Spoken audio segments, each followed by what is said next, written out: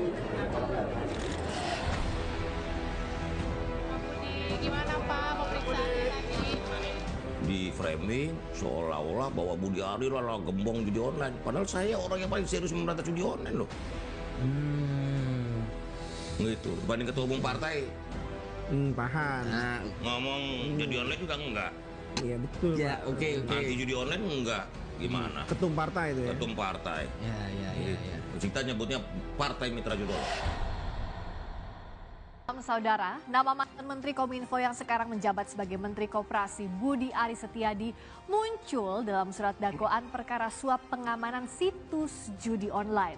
Berulang kali Budi Ari membantah terlibat judi online. Ia mengeklaim jadi korban framing politis dan menyebut ada Partai Mitra Pol. Perkara judi online pun berkembang kemana-mana, menyeberang ke ranah politik dan hukum setelah PDI Perjuangan melapor ke Bareskrim Polri. Pertanyaannya, apakah masuknya nama Budi Ari dalam dakwaan perkara judi online politis atau fakta persidangan yang perlu ditindaklanjuti oleh penegak hukum? Kedua, apakah pernyataan Ketua Umum Projo Budi Ari yang menuding PDIP terlibat judi online akan jadi ganjalan hubungan Presiden Prabowo dan PDIP? Kita akan membahasnya bersama sejumlah narasumber malam hari ini. Ada Bambang Rukminto, pengamat kepolisian ISES. Selamat malam. Bang. Lalu ada Ansi Lema, juru bicara PDI Perjuangan. Bung Ansi, selamat malam. Hadir pula Freddy Damanik, Wakil Ketua Umum Projo. Freddy, selamat malam. Dan Agung Baskoro, Direktur Eksekutif Trias Politika Strategis. Selamat malam, Mas Agung. Hadir pula teman-teman mahasiswa dari Politeknik STMI Jakarta, Universitas Gunadarma, dan Universitas Al-Azhar. Saudara, inilah Dua Arah bersama saya, Friska Clarissa. Megawati Soekarno Putri merasa tersinggung. Menyebutkan satu nama atau satu lembaga tanpa bukti, ya tentu saja pasti ada pihak-pihak yang kemudian tersakiti. Pak Menteri, tolong untuk mengklarifikasi hal tersebut, jangan kemudian bicara sembarangan kalau nggak klarifikasi. Ibu cukup apa istilahnya ya, cukup tersinggung dengan ucapan itu karena PDI Perjuangan itu kan institusi, bukan orang per orang. Dan si Budi Ari kan langsung menyebutkan PDIP, gitu kan? Itu keterlaluan. Perjuangan. Bahwa rekaman yang beredar tersebut adalah komunikasi privat ataupun pribadi antara Budi Ari dan pemimpin redaksi. Namun Budi Ari tidak mengizinkan agar klarifikasinya tersebut ditulis ataupun dipublikasikan karena waktunya belum tepat.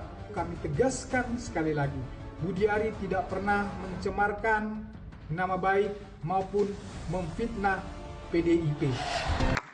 Oke, pertanyaan pertama ke Bung Ansi dulu. Jadi betulkah Bu Mega tersinggung dengan ucapannya Budi Ari?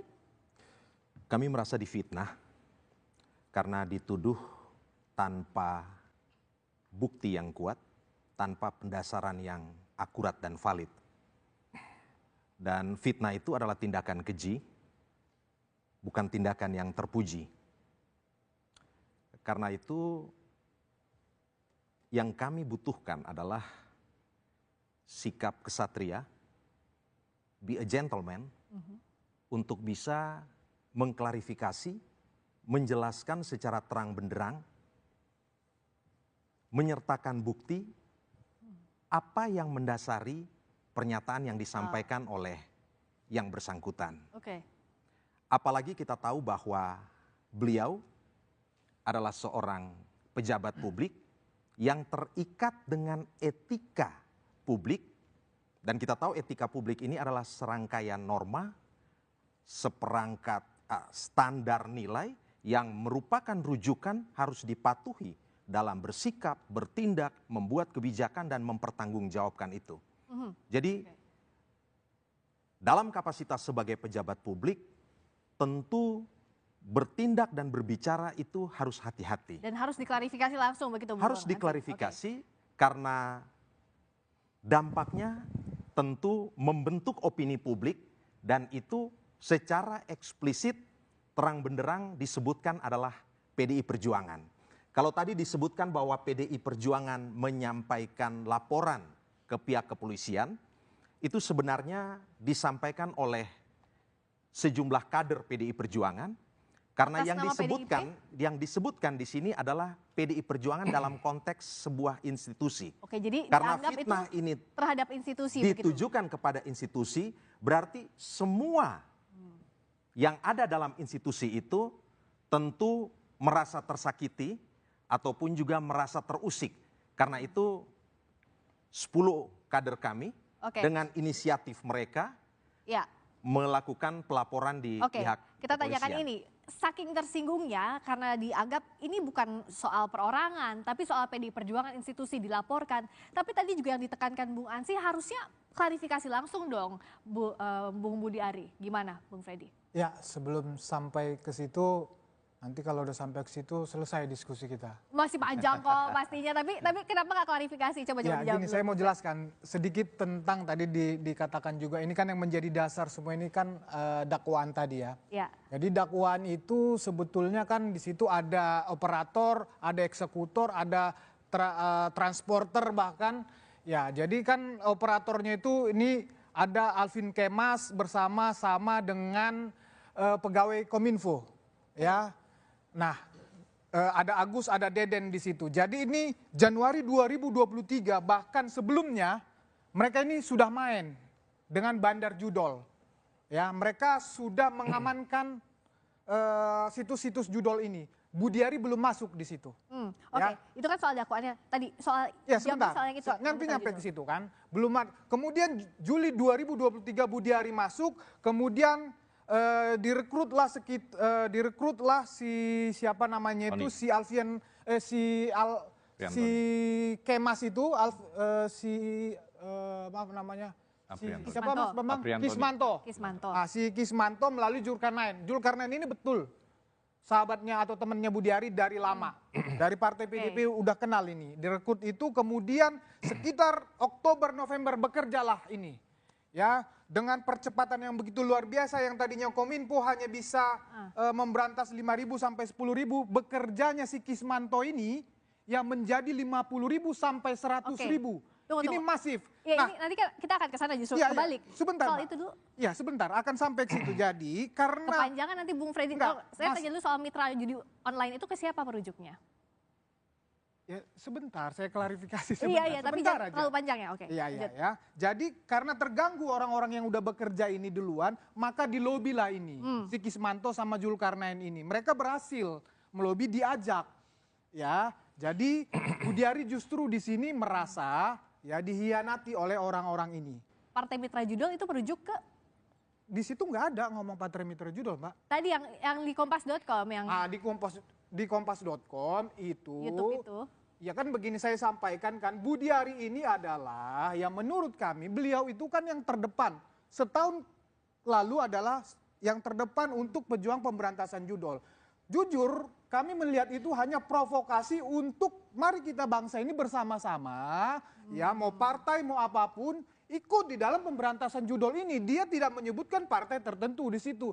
Ini dikait-kaitkan saja ini sama media ini. Oke, coba Bung Ansi. Ya. Yang dimaksudkan ini masuk nggak sih sama yang dilaporkan sama Saya Bung ingin Ansi? menegaskan bahwa ini bukan semata persoalan mungkin berbeda pilihan politik ya. Ya. Tetapi ini menyangkut kehormatan, nama baik dan marwah dari partai kami PDI Perjuangan.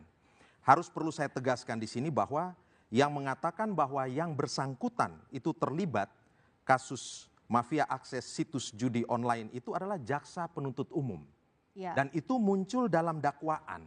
Oke. Jadi sama sekali tidak ada kaitan dengan PDI Perjuangan di sini. Kami sangat kaget kenapa ini muncul dalam dakwaan jaksa penuntut umum, terus kok tiba-tiba seolah-olah PDI yang dikait-kaitkan dan diseret-seret begitu. Maka kami mengatakan ini fitnah. Ya, put all things on the table. Hari ini kita sudah masuk dalam era transparansi, era keterbukaan, ya sampaikan saja. Nah, pada saat rapat kerja, Pak Menteri Budi Ari dan Komisi 6 sebenarnya beberapa kader PDI Perjuangan itu juga telah menyampaikan seperti apa yang saya sampaikan malam hari ini dan memohon menyampaikan klarifikasi kepada beliau.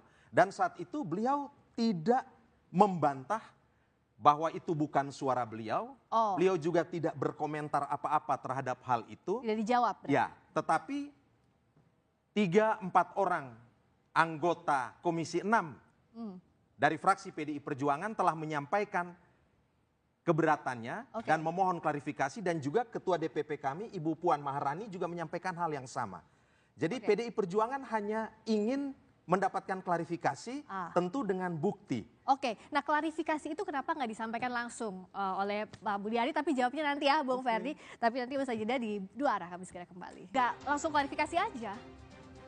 Ya, jadi sekarang konteks politiknya, konteks politik Ada hal politis nggak? Nggak, saya mau sampaikan ya bahwa secara politik Budi Ari pasti akan melakukan komunikasi politik ya terhadap teman-teman di PDIP.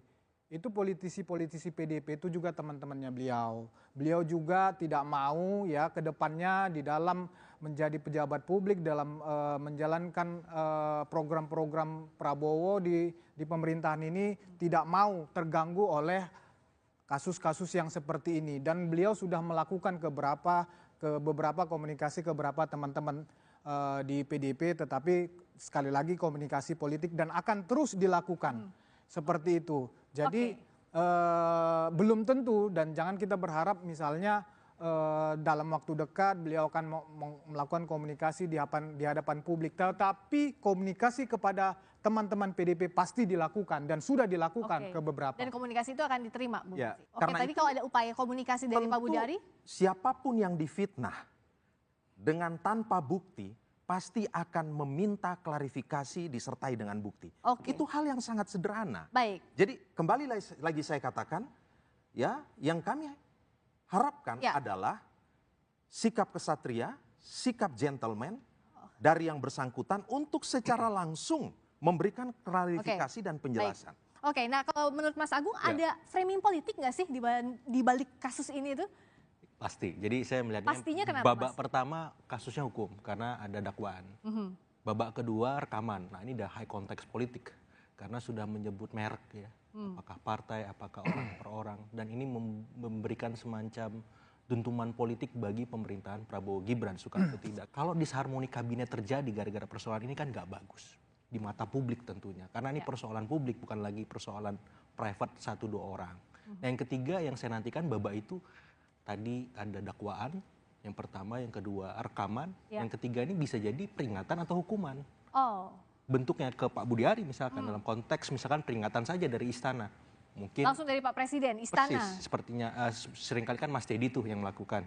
Atau bisa juga hukuman, reshuffle, karena membuat gaduh. Tapi hal politik ini jadi ganjalan juga. Kalau Pak Bambang lihatnya kasus hukumnya bisa terus berlanjut atau ya memang domainnya lebih banyak politik sekarang? Iya, kalau yang terjadi saat ini dan dilihat oleh publik, ini mengkonfirmasi bahwa problem hukum itu bisa dipengaruhi oleh politik.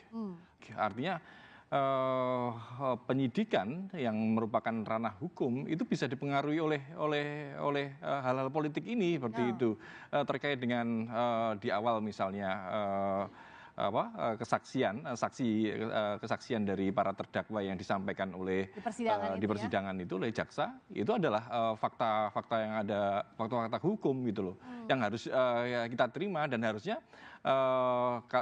ada informasi itu didalami oleh penyidik kepolisian sebelum masuk ke sana. Saya tidak tahu apakah penyidik kepolisian sampai sekarang ini melakukan penyelidikan lebih lanjut terkait dengan apa yang disampaikan oleh para terdakwa atau tidak. Seharusnya penyelidikan itu harus berlanjut.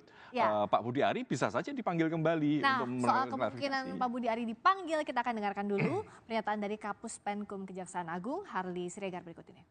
Konteks perkara ini, sekali lagi konteks perkara ini kan yang melakukan penyidikannya terhadap perkara judi online ini dilakukan oleh teman-teman di Polri. Posisi kami adalah sebagai penuntut umum, ya, sebagai jaksa penuntut umum. Jadi itu harus bisa dipisahkan. Ya. artinya kan ini harusnya dipanggil begitu. Harusnya dipanggil dan kejaksaan tidak bisa lepas tangan seperti itu saja. Kalaupun kepolisian tidak segera memanggil memanggil Budi Ari untuk mengklarifikasi itu, untuk melakukan penyelidikan tambahan, kejaksaan juga bisa mengambil alih karena ini kasusnya kan menyangkut dengan uang masyarakat dan kalau saya melihat kaitannya dengan para terdakwa di situ yang merupakan jajarannya, tanda kutip ini ada problem kewenangan di situ seperti itu. Nah, itu yang harus ditangkap. Karena ini disebutnya di persidangan, kalau dipanggil tadi Pak Budi Ari, artinya Bung Freddy membuka kemungkinan untuk itu atau terbuka dan Pak Budi Ari akan bersedia. Pertama tadi benar itu perkara dari kepolisian Barreskrim dan Budi Ari sudah memberikan keterangan di dalam perkara itu dan beliau sudah disumpah di dalam waktu penyidikan. Dan mengenai persidangan sebagai warga negara, ya proses hukum ini beliau siap memberikan kesaksian di depan persidangan kalau dipanggil, ya dan sampai manapun beliau siap menghadapi perkara ini karena memang seperti statementnya dia clear, bersih 100% tidak terlibat pengamanan judul dan tidak pernah menerima apapun. Dan harusnya ini bisa dibuktikan kalau begitu. Iya, harus dibuktikan. Kalau pengakuan saksi itu sebagai alat bukti paling lemah gitu loh. Semua saksi atau yang diduga terlibat tentu memiliki hak ingkar gitu loh. Alibi-alibi tentu bisa dibangun, maka penyelidik di kepolisian itu harus mendalami informasi sekecil apapun gitu loh. Kalau kemudian tidak ada pendalaman, ada apa? Akhirnya muncullah konteks politik tadi gitu loh, bahwa ada pengaruh-pengaruh. Pak Budi Ari sampai sekarang masih menjabat sebagai menteri tentu memiliki power yang sangat kuat untuk mempengaruhi. Kalau sampai sekarang ini tidak ada progres atau ada penyelidikan ulang atau kemudian atau terhambat faktor politik di situ. Bisa jadi seperti itu. Mas Agung, apa dampaknya kalau gitu? Ya pertama secara internal di kabinet itu jadi nggak sehat suasana dan situasi kebatinan politiknya. Ada sakwa sangka, curiga, kan ini nggak bagus. Oh itu yang kemarin diomongin loh, kira-kira simulasinya kan begitu. Ya. Itu, oh yang ini yang ngomong gitu. Secara eksternal ini juga mengganggu ekosistem politik yang dibuat Pak Prabowo yang ingin dalam tanda petik menyatukan semua presiden. Ingin berkomunikasi ke semua supaya apa? Ada balance of power di sana. Dia bisa secara objektif melihat pemerintahan dari sisi Pak Jokowi, dari sisi Ibu Mega, dari sisi Pak SBY. Tapi ketika sekarang Ibu Meganya diganggu, tunggu dulu nih. Kalau mau lebih lanjut komunikasinya, selesaikan dulu yang ono misalkan seperti itu. Nah, saya berharap memang ke depan sebagai masukan Pak Budi Ari mengklarifikasi. Yang kasus dakwaan, sampaikan bukti-buktinya. Yang kasus rekaman juga demikian kenapa. Yang ketiga kalau ada misalkan peringatan, hukuman dan seterusnya dihadapi. Dan itu bagus bagi pemberantasan perang semesta kita terhadap judul, buka-bukaan aja. Itu lebih bicara soal bukaan-bukaan ini kan akhirnya harus transparan proses hukum yang berlangsung. Sekarang Bung Ansy, kalau bicara soal surat dakwaan yang di mana itu nama pertama kali disebut, apakah artinya transparansi hukum ini ditunggu juga oleh PDIP? Ya kami sepenuhnya menghormati proses hukum yang berjalan dan kami tidak campur dalam proses hukum itu. Kami berharap law enforcement ini betul-betul bisa ditegakkan, hukum ditegakkan, keadilan ditegakkan. Kalau yang bersangkutan keberatan dan ingin membantah, mestinya di dalam koridor hukum. Persidangan dalam koridor hukum itu. Jadi konsen kami bukan di sana. Konsen kami adalah ketika sudah menyebut nama PDI Perjuangan. Dan menurut kami tanpa bukti itu adalah fitnah. Dan kami menuntut agar dilakukan klarifikasi. Karena apa? Karena beliau ini adalah pejabat negara, pejabat publik, dan kita berharap walaupun PDI Perjuangan hari ini berada di luar pemerintahan, memainkan peran sebagai mitra kritis, tetapi tentu kami juga berharap pemerintahan Presiden Prabowo Subianto ini betul-betul bisa menjalankan tugas secara efektif yang ujungnya bisa menghadirkan kesejahteraan dan keadilan. Kalau kita lihat Pak Menteri Koperasi Pak Budi Ari, hari-hari ini kan juga harusnya fokus kepada upaya mensukseskan program yang namanya Koperasi Desa Merah Putih itu. Dan itu ada di 80 jadi fokus pada program desa. gitu ya, jangan kemana-mana. Kalau misalnya soal surat dakwaan ya, kalau Bung Freddy menganggap beralasan atau tidak sih ada nama Budi Ari di sana dan Pak Budi Ari harus memberikan keterangan di persidangan soal ini? Iya, jadi yang kita sampaikan tadi tentang dakwaan itu sudah dibantah sendiri oleh keterangan terdakwa. Di dalam persidangan, si Zulkarnain Apriantoni itu sudah menyatakan bahwa Budiari tidak tahu menahu tentang kesepakatan itu, tentang pertemuan itu, dan dipastikan tidak menerima apapun dari situ. Jadi baik secara dakwaan tidak ditemukan fakta, tidak ditemukan bukti apapun keterkaitan beliau. Itu hanya omon-omon mereka saja. Ya, jadi ya baik secara dakwaan menurut kami Budiari tidak terlibat apapun dan yakin ya seperti saya katakan tadi sampai dimanapun yakin beliau tidak akan kena dalam jerat hukum di dalam permasalahan ini. Tadi saya merespon Mas Bambang. Jadi karena tidak ada fakta, tidak ada bukti ya yang mendukung omon-omon mereka itu sehingga ini penyelidikannya tidak dibuka yang baru ataupun Budiari tidak tersangka. Jadi jangan pula kita memframing seolah-olah karena kekuasaan seorang menteri koperasi beliau bisa menstop ini. Enggak mungkin. Ya, sekarang ya selama ini begini. Saya tambahkan Mas Bambang sedikit. Sekarang konsentrasi ya Presiden Prabowo untuk penegakan hukum kita tahu semua disikat. Nggak ada toleransi. Nah, gitu kalau menurut saya seperti ini. Saja tapi ya, kita tahu bagaimana kinerja kepolisian kita ketika berhadapan dengan aktor-aktor yang terlibat dalam kekuasaan gitu. Kepolisian seringkali juga melakukan penghentian penyelidikan. Artinya hal seperti itulah yang terjadi dan tidak akan menindaklanjuti ketika ada pengaruh-pengaruh. Jadi kalau kita ngomong bukti susah gitu karena kepolisian sendiri tidak mau mengejar bukti. Itu tepuk tangan dulu ya kalau kita lihat tampaknya berkerut ya ekspresi masing-masing narasumber karena memang berat yang kita bahas. Tapi bicara soal apa dampaknya secara politik tadi Mas Agung udah bilang bahwa apa dampaknya juga kepada komunikasi politik antara Pak Prabowo dengan Bu Mega, lalu juga ke situasi yang kondusif di dalam pemerintahan Prabowo Subianto. Kita akan bahas di dua arah sesaat lagi.